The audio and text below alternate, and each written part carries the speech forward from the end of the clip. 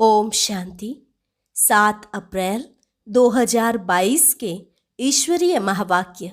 पहले एक नज़र मुरली के मुख्य पॉइंट्स पर। बाबा ने कहा, अपने दिल रूपी दर्पण में यह चेक करो कि हमारे जीवन में कितने पाप और कितने पुण्य हैं। श्री लक्ष्मी श्री नारायण को वरने लायक हम कहाँ तक बने हैं, और साथ साथ यह भी चेक करो क्या हम भी मम्मा बाबा समान सेवा करते हैं। फिर बाबा ने कहा, अभी तुम ब्राह्मण निमित्त बने हो सबको जीवन मुक्त बनाने के। तुम्हें सभी को रावण की जंजीरों से छुड़ाना है, लेकिन किसी की तकदीर में नहीं होगा तो वह समझेंगे नहीं। भल ब्रह्मा की औलाद तो सब हैं, लेकिन सब ब्राह्मण नहीं बनेंगे। जो ब्राह्मण बनते हैं उन्हों के लिए ही 21 जन्म जीवन मुक्ति कहा जाता है। राजगद्दी पर बैठना है तो राजयोग सीखना पड़े। फिर बाबा ने कहा, अभी तुम्हें माया रावण पर जीत पानी है। आत्मा में विकारों का हल्का नशा भी नहीं रहना चाहिए। योग बल से इस माया पर जीत पानी है। तुम्हें माता पिता को फॉलो करना है, किसको तंग नहीं करना चाहिए। दैवी मैनर्स धारण करने हैं। जिनकी अच्छी चलन होगी तो उन पर सभी का प्यार रहेगा। तुम्हारी साइलेंस की शक्ति साइंस से भी देखी है। वह तो साइंस की ताकत से ऊपर चंद्रमा में जाने का पुरुषार्थ करते, और तुम बच्चे 1 सेकंड में सूर्य चांद से भी ऊपर चले जाते हो। और लास्ट में बाबा ने कहा, अब तुम्हें मेरे पास आना है, इसलिए मुझे याद करो। विकर्म विनाश होने बिगर तुम वापस नहीं जा सकते। यह सबकी कयामत का समय है। फिर तुम अपने अपने समय पर आएंगे। यह पॉइंट नोट करनी है और फिर धारण भी करनी है। और अब सुनते हैं महावाक्यों को विस्तार से। मुरली का सार। मीठे बच्चे, इस कलयुग में सब रावण की जंजीरों में बंधे हुए जीवन बंद है। उन्हें जीवन मुक्त बनाना है। प्रश्न, कौन सा वर्षा आप ब्राह्मणों के साथ साथ सभी मनुष्य आत्माओं को भी मिलता है? उत्तर, जीवन मुक्त बनने का वर्षा सभी को मिलता है।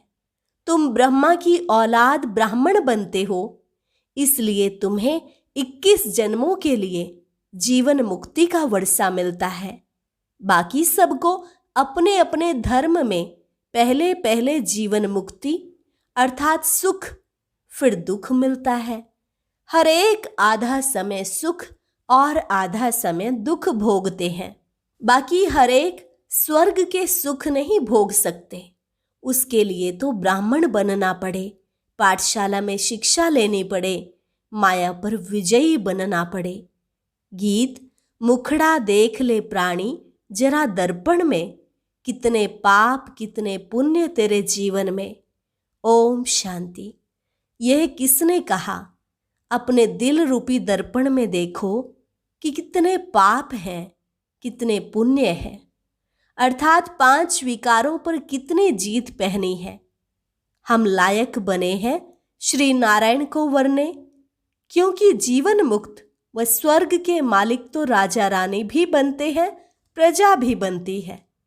तो दर्पण में अपने को देखना है कि माँ बाप जितनी सेवा हम कर सकते हैं। यह सिर्फ तुम ब्राह्मण ही जानते हो कि यह कलयुग है और सब जीवन बंद में है। एक भी जीवन मुक्ति में नहीं है। तुम भी जीवन बंद में थे। अभी जीवन मुक्ति पाने के लिए बाप पुरुषार्थ कराते हैं। बाप ने समझाया है, इस समय सब मनुष्य मात्र जीवन बंद में है, क्योंकि है ही कलयुग। रावण की जंजीरों में बंधे हुए हैं। कलयुग है जीवन बंद, सतयुग है जीवन मुक्त। राम राज्य में यथा राजा रानी तथा प्रजा सब जीवन मुक्त है। रावण राज्य में जीवन बंद है, यथा राजा रानी तथा प्रजा। इस समय सब मनुष्य मात्र जीवन बंद में है। तमो प्रधान दुखी है। अब सबको सतो प्रधान में जाना है। सतो प्रधान शुरू होता है सतयुग में। हर एक आत्मा को अपना अपना पार्ट बजाना है। आत्मा अपने अपने धर्म में जब आती है शांति धाम से, तो पहले पहले जीवन मुक्त है। सतयुग त्रेता में किसको जीवन बंद नहीं कहेंगे, क्योंकि रावण राज्य ही नहीं। कलयुग में रावण राज्य है। सारी पृथ्वी पर जीवन बंद राज्य है। आदि सनातन देवी देवता धर्म का पहला नंबर जो है वह भी जीवन बंद में है। अब जीवन मुक्त बन रहा है। जीवन मुक्ति का अर्थ यह नहीं कि सभी सतयुग त्रेता में आ जाएंगे, नहीं। रावण के दुख से छुड़ाना, उसको ही जीवन मुक्ति कहा जाता है। मनुष्य मनुष्य को मुक्ति व जीवन मुक्ति दे नहीं सकते। मुक्ति अर्थात निर्वाण धाम में सबको बाप ही ले जाते हैं। पहले सब मुक्ति में जाएंगे, फिर जीवन मुक्ति में नंबरवार धर्म अनुसार आएंगे। ऐसे नहीं कि सतयुग में नहीं आते तो जीवन मुक्त नहीं कहला सकते। पहले पहले जो भी आते हैं अपने धर्म में, वो जीवन मुक्ति में है। आत्मा को पहले सतो प्रधान बनना है, फिर सतो रजो में आना है। हर चीज नई से पुरानी होती है, पुरानी से फिर नई बनती है। इस समय साधु संत आदि सब जीवन बंद में है, क्योंकि है ही कलयुग। जब तक बाप ना आए उनको बाबा कहा जाता है।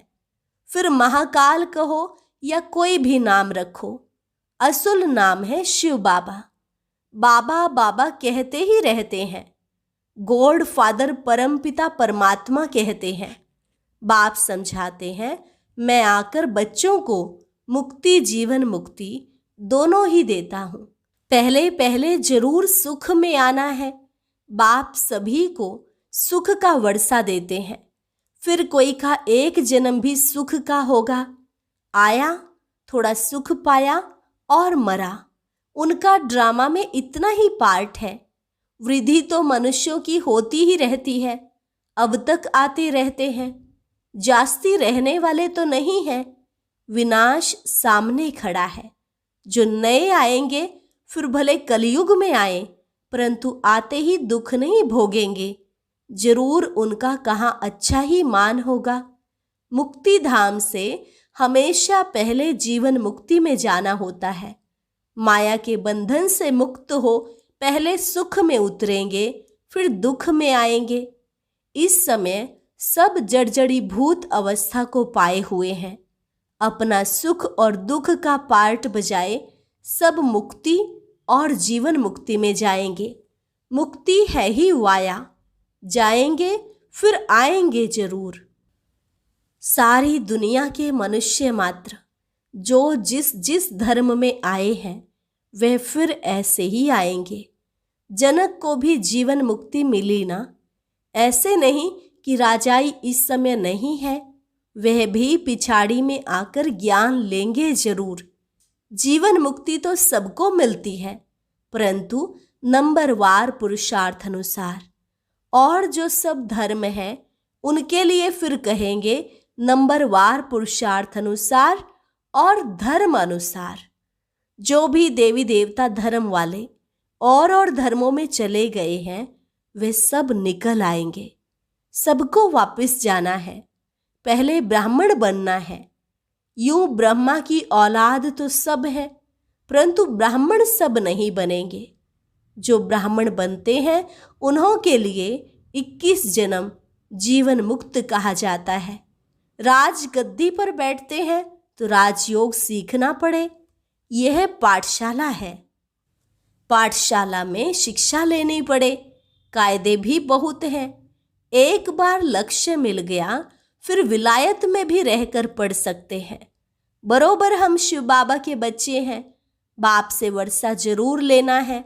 पत्र भी लिखते हैं, बाबा रावण का भूत सताता है। कभी काम का कभी क्रोध का हल्का नशा आ जाता है। बाप कहते हैं इन पर विजय पानी है। यह तुम्हारी लड़ाई है ही योग बल की। तुम याद करेंगे माया तुम्हारा बुद्धि योग तोड़ देगी। तो बाबा ने समझाया है जीवन मुक्ति सबको मिलनी है। इसका मतलब यह नहीं कि सब स्वर्ग में आएंगे। सभी चाहते हैं हमको मुक्ति चाहिए। समझो जो पिछाड़ी में आते हैं पार्ट बजाने, तो बाकी इतना समय मुक्ति में होंगे ना। कितनी शांति मिल जाती है। 4500 वर्ष अथवा 4,500 वर्ष शांति में रहते हैं। फिर उनका पार्ट ही ऐसा है। हम फिर सुख और शांति दोनों में रहते हैं। ऐसे नहीं कि मनुष्य चाहे बस हमको उन जैसी ही शांति चाहिए, वहां बैठे ही रहे, कहने से नहीं मिल सकती। अनादि ड्रामा बना हुआ है, इसमें फर्क नहीं पड़ सकता। शांति के शौकीन तो बहुत हैं। तुम्हारे सुख से भी उन्हों को शांति ज्यादा मिलती है। तुमको फिर सुख और शांति दोनों मिलते हैं। यहाँ सुख है अल्पकाल का, शांति तो यहाँ होती नहीं, दुख धाम है ना। बाकी जंगल में जाकर बैठ जाना वह कोई शांति थोड़े ही है। अगर वहाँ शांति है फिर तो वहाँ ही बैठे रहें। फिर शहर में आकर इतने फ्लैट आदि क्यों बनाते हैं। वहाँ सतयुग में तो शांति ही शांति है। भले पिछाड़ी में जो आते हैं वह समझते हैं यहाँ अशांति ही अशांति है। उन्हों को तो शांति है, दूसरों को अशांति में समझते हैं। यह बातें बड़ी समझने की है। जीवन मुक्ति मिलती सबको है। 21 जन्म तुम राज्य करते हो तो दूसरे देरी से आते हैं, वह ऊपर शांति में रहते हैं। कोई सतयुग में अथवा त्रेता में पीछे आते हैं तो भी हैं तो शांति धाम में ना। वहां कोई दुख नहीं है। फिर नंबरवार आएंगे, हिसाब किताब भी है ना। मनुष्य समझते हैं कि साइंस बड़ी तीखी है।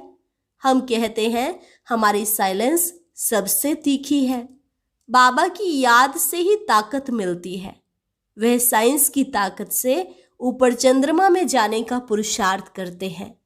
तुम तो 1 सेकंड में सूर्य चांद से भी ऊपर चले जाते हो। मूल वतन सूक्ष्म वतन से ऊपर तो कुछ है नहीं। सूर्य चांद से मूल वतन सूक्ष्म वतन बहुत दूर है, किसको मालूम नहीं पड़ सकता। यह है सब डिटेल की बातें।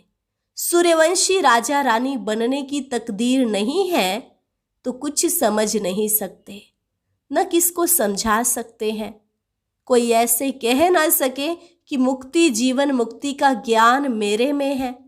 जनक का मिसाल, सभी को जेल में डाल दिया। इस समय रावण ने सबको जेल में डाल दिया है। राम आकर सबको छुड़ाते हैं। बाप द्वारा तुम निमित्त बने हो सबको रावण के चंबे से छुड़ाकर जीवन मुक्त बनाने के लिए। तुम्हारा नाम वाला है शिव शक्ति सेना। तुम्हारा नाम इस ड्रामा में पिछाड़ी को बहुत ऊंचा होना है।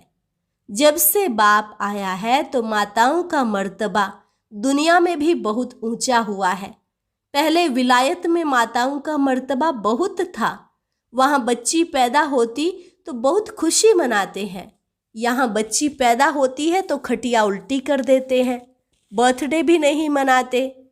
वैसे कन्याओं का कन्हैया गाया हुआ है। वास्तव में तुम सब कन्याएं हो। तुम्हारा यह नया जन्म है। बाकी पढ़ाई में नंबरवार है। आत्मा छोटी बड़ी नहीं होती है, शरीर छोटा बड़ा होता है। कोई झट समझ जाते हैं, किसकी तकदीर में नहीं है तो समझ नहीं सकते हैं। जीवन मुक्ति और जीवन बंध, यह दोनों इस समय स्थूल वतन की ही बात है। सतयुग से लेकर जीवन मुक्त होते हैं, फिर जीवन बंद होते हैं द्वापर में। अभी सुख को सब भूल गए हैं, दुख में पड़े हैं।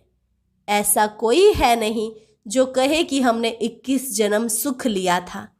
अब रावण राज्य होने के कारण मूत पलिती हो गए हैं। वहां रावण राज्य ही नहीं तो मूत पलिती कैसे हो सकते हैं। गाया भी जाता है योग बल भोग बल।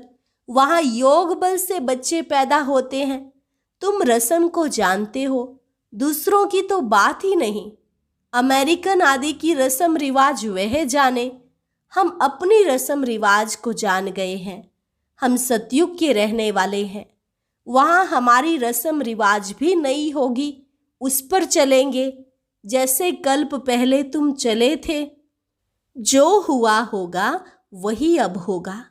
बच्चे ध्यान में जाकर रस्म रिवाज देख कर आते हैं, परंतु फिर भी उच्च पद पाने का पुरुषार्थ करना है। जिन्होंने वहाँ की रस्म रिवाज बताई वे सब अभी हैं नहीं, तो इनसे कुछ फायदा तो होता ही नहीं है। तो सारा मदार है पढ़ाई पर, योग और ज्ञान। योग अर्थात बाप को याद करना, ज्ञान अर्थात चक्र फिराना। यह तो सहज है। बाप कहते हैं मेरे पास आना है, इसलिए मुझे याद करो। मनुष्य को मरने समय कहा जाता है राम राम कहो, अर्थ कुछ भी समझते नहीं। श्री कृष्ण कहने से भी वहां पहुंच तो नहीं जाते, ले जाने वाला फिर भी बाप है। विकर्म विनाश होने बिगर तुम वापस कैसे जाएंगे? अभी सबकी कयामत का समय है, फिर अपने अपने समय पर आएंगे। यह पॉइंट्स धारण करनी है, नोट करनी है। तुमको माता पिता को फॉलो करना चाहिए। मम्मा कभी किसको तंग नहीं करती थी। कईयों की बहुत रिपोर्ट आती है, मैनर्स नहीं है। परम पिता परमात्मा पढ़ाते हैं, कितना दिमाग चाहिए। अच्छी चलन वाले पर सभी का प्यार रहेगा। कोई तो बड़ा तंग करते हैं, अपने आप को ही चमाट मारते हैं, तो पद भ्रष्ट हो जाएगा। गाया भी जाता है, हिंदू लोगों ने अपने आप को चमाट मारी है। ईश्वर जो राज्य भाग्य देता है उनको सर्वव्यापी कह दिया है। यह अपने को चमाट मारी है, तब यह हाल हुआ है। शास्त्रों में दिखाया है कि भगवान कहते कि मैं सर्वव्यापी हूँ, परंतु भगवान खुद कहते हैं कि मैं कोई तुम्हारे जैसा थोड़े ही हूँ जो अपने को चमाट मारूंगा। क्या मैं कुत्ते बिल्ली में हूँ? बाप कहते हैं तुमने मेरी ग्लानि की है। यह भी ड्रामा, फिर भी ऐसे ही होगा। अच्छा, मीठे मीठे सिकिलधे बच्चों प्रति माता पिता बाप दादा का याद प्यार और गुड मॉर्निंग। रूहानी बाप की रूहानी बच्चों को नमस्ते। रूहानी बच्चों की रूहानी बाप दादा को नमस्ते नमस्ते, गुड मॉर्निंग। धारणा के लिए मुख्य सार। पहली पॉइंट, कोई भी उल्टी चलन नहीं चलनी है, अच्छे गुण धारण करने हैं, माता पिता को फॉलो करना है।